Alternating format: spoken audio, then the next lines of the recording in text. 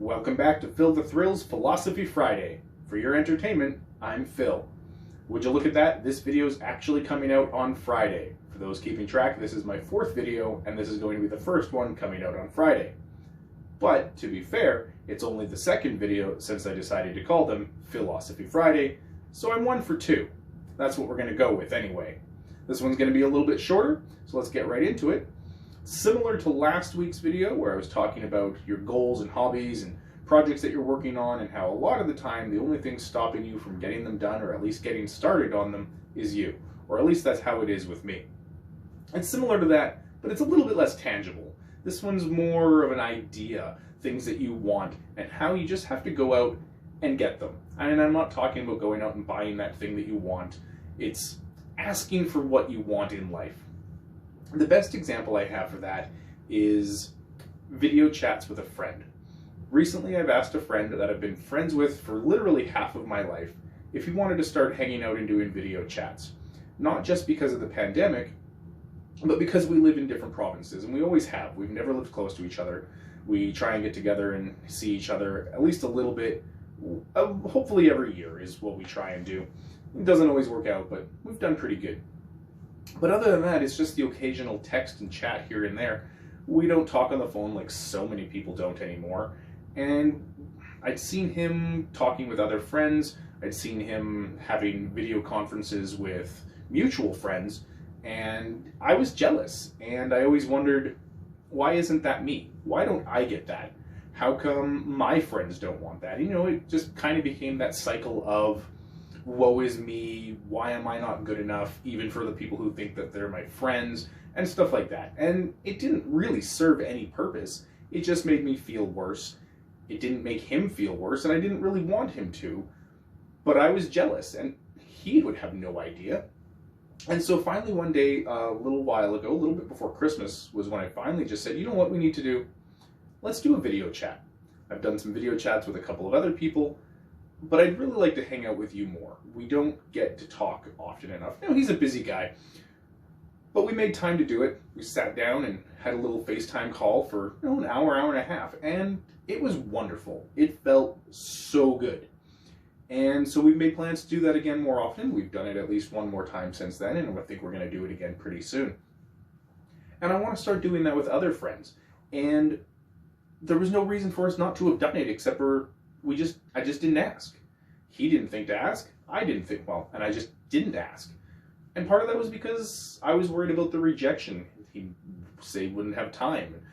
And that was stupid. He's been one of my best friends for 18 years or something like that now. 20 years. 19. Math is hard. 19 years now we've known each other. There was no reason for me to think that he wouldn't want to do it. It's just a matter of finding the time. And I have other friends like that too. You know, losing touch with people because people don't like phone calls anymore. People don't chat in messages, like message rooms anymore like we used to. It's all text messages these days, and it's these broken, stilted conversations that they're ongoing for weeks or months at a time, but sometimes there can be days or even weeks in between individual messages, and those conversations just kind of peter off, and they're not real conversations a lot of the time, for me anyway.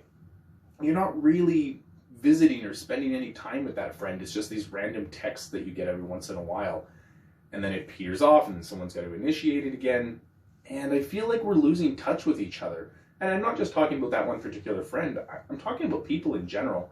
How many friends do you have that you don't see or you don't hear from, you don't chat with, you don't talk to unless you initiate it, or it's always just text, and it kind of feels like, well, you're still friends and you're still interacting every once in a while, you're just not as close as you used to be, because we've become so many of us have become introverted as we've gotten older and as society has changed.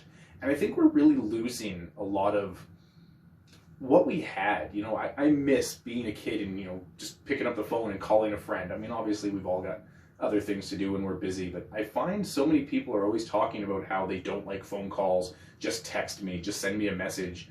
And so even the FaceTime is really scary for them because they don't want to see each other, they don't want to see their own faces because they don't think they're done up enough, or whatever, they don't want to be judged. I don't know what it is. I love seeing my friends, and I've been sad that I've been losing contact with so many of you, and I want to get that back.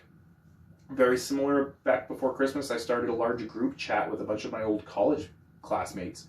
Some of these people I hadn't talked to in years. Some people got added into that conversation, and at one point we had more than half of our class was going back and forth in this conversation, and we were just goofing around, and it was really great, and I missed that, and I missed them. So I'm going to start asking for things like that more often, because it was so rewarding and so fulfilling to talk to these people and really reconnect and touch base. And if you can do it in FaceTime, where you're seeing that friend that maybe you haven't seen in a really long time, except for just from their Facebook posts, I think you could really enjoy yourself. It was great. I enjoyed myself so much. And that's all it took, was just me getting past that apprehension of irrational fear of rejection, and just asking my friend, hey man, let's do a video chat sometime. We set up a time and we did it, and we loved it.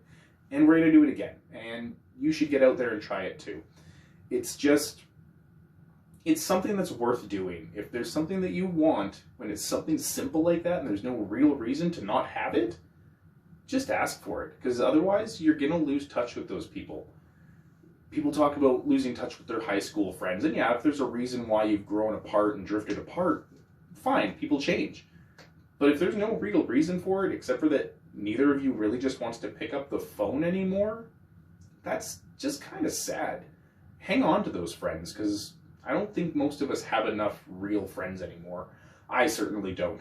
And I want that to change. So that's one of those things that I'm going to work on. It's something that I want. It's something I can control, at least to a point. So I'm just going to do it. You just have to ask for those things that you want, regardless of that fear of rejection. Get out there, try it. I promise, even if they say no, that rejection is not going to hurt as much as you think it's going to. And you'll get over it. And I bet most of you, if it's like my video chat with a friend, they're not going to say no. They're just as eager to reconnect with you as you are with them. At least I hope that's going to be the case going forward. Anyways, thanks for joining me for another episode of Philosophy Friday on Friday. I know it's not always as easy as it sounds, but just give it a try. Now get out there, enjoy your weekend, and remember, that's just my philosophy.